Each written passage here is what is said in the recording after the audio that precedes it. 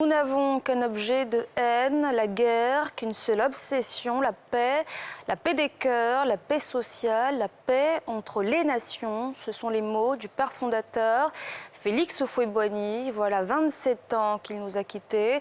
En cette journée, les Ivoiriens se remémorent sa disparition. Pierre Dipomela. 27 ans que Félix Houphouët-Boigny, le père de l'indépendance de la Côte d'Ivoire, a tiré sa révérence. Mais l'ombre de celui qui avait fait de la paix sa seconde religion plane toujours sur le pays. Une messe initiée par des oufouettistes a été dite à son honneur à la paroisse Saint-Jean de Cocody en ce jour qui commémore sa disparition. Nous sommes donc un parti oufouettiste et en toute évidence, nous sommes donc tous habités par ces vertus de paix, de dialogue et de tolérance. Il était donc normal qu'aujourd'hui, en ce jour anniversaire de son décès, que nous venions donc à l'église pour faire valoir la spiritualité. Parce qu'au-delà de tout, c'est la spiritualité qui nous guide et qui nous renforce et qui nous permet de surmonter toutes les épreuves.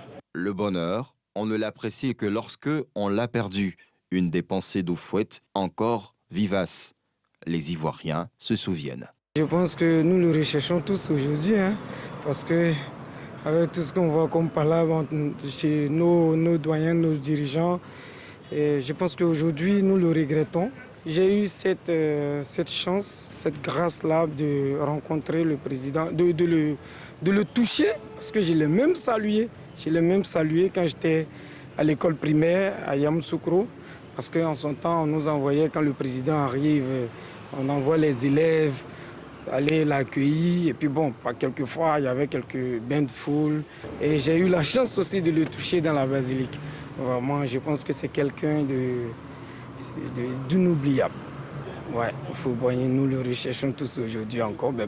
Comme il a dit lui-même, le vrai bonheur, on ne l'apprécie que lorsqu'on l'a perdu. Je pense que ce qu'on peut retenir principalement de l'époque de Houphouët-Boigny, c'est véritablement son amour pour la paix.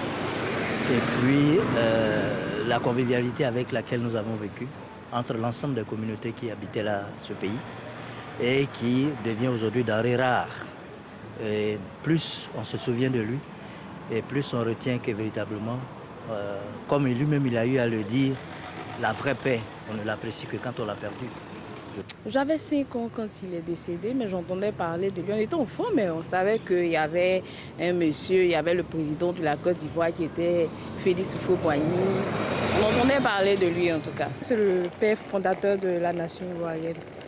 Et c'est lui qui est à la base de tout ce qu'on a comme infrastructure, qu'on utilise depuis lors jusqu'à maintenant.